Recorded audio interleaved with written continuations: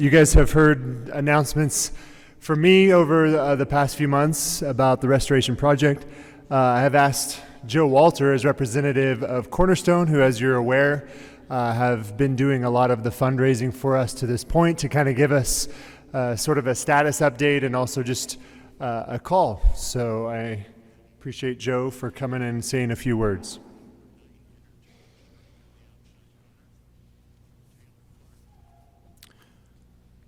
Well, good evening, and thank you, Father. Almost precisely 8,699 hours ago, we had a church fire here. And I'm a bit of a homer because I grew up here, but I think each one of you should feel very, very proud of the role each of you have played since that church fire. Very proud of you, our parish.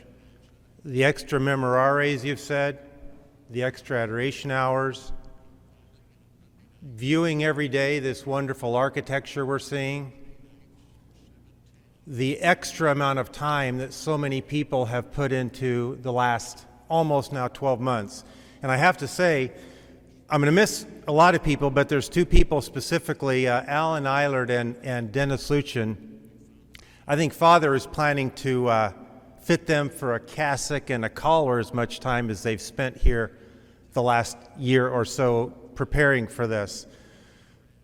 We're asked all the time what's appropriate, what is the right amount of giving, because right now we stand at approximately $1.6 million of funds that have been pledged or cash given. So thank you to all of you who are part of that. And I'm going to read a quick quote from C.S. Lewis, who is a well-known theologian. He said, "What's appropriate?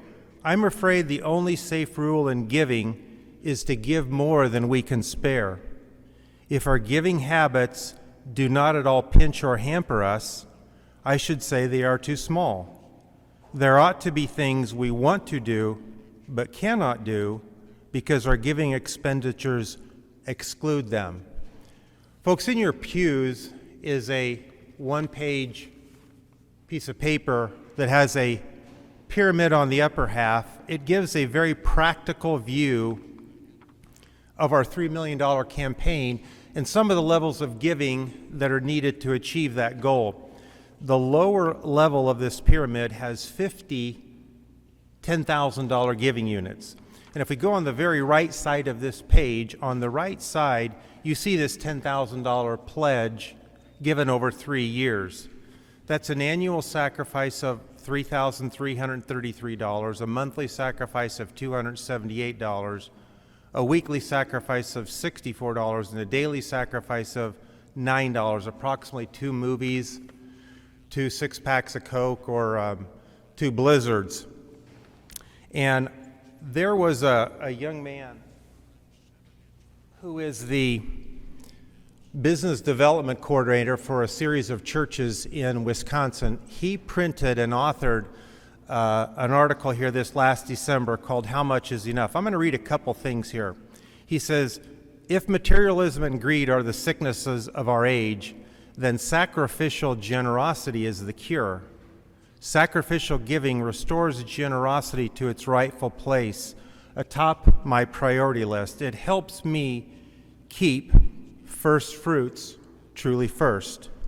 It's easy to dream about the day when I won't have to depend on God to provide for my family's needs. But of course, this day will never and should never arrive. Feeling the pinch of my giving reminds me of this and forces me onto my knees in gratitude and supplication, regardless of my income level, to a sort of radical surrender and generosity."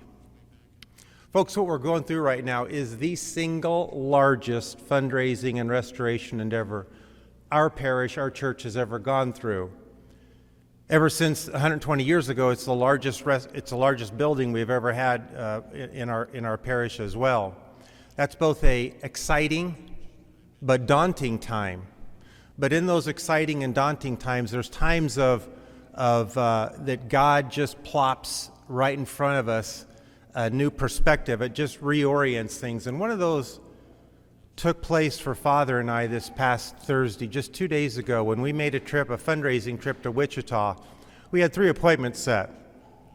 Got through with the first 2, and as typical those do, they ran a little long. The third one we deliberated because Father had an appointment at the Chancery at 4 to 4:30 Thursday afternoon, and if we went to this third appointment, we wouldn't get back to that meeting at the Chancery. Father ditched that Chancery meeting. Now, thank goodness it wasn't with the bishop, okay? But he ditched that Chancery meeting, and we tripped downtown to Via Christi Hospital, where Father and I had a chance to visit with Eric and Deidre and Kyler Burks. And that's where I got to experience again the role Father is supposed to be playing here within our parish, the role as priest, the role of consoler, the role of a prayer warrior, the role of giving inspiration to somebody.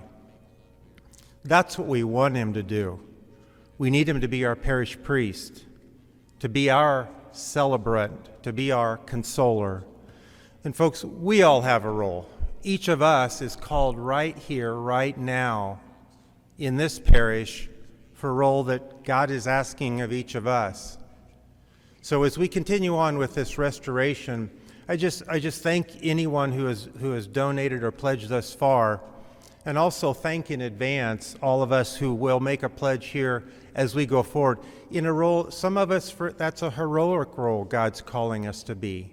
But whatever role that is, just prayerfully ask for God to give you guidance on what that is. And again, thanks in advance for whatever role you are playing.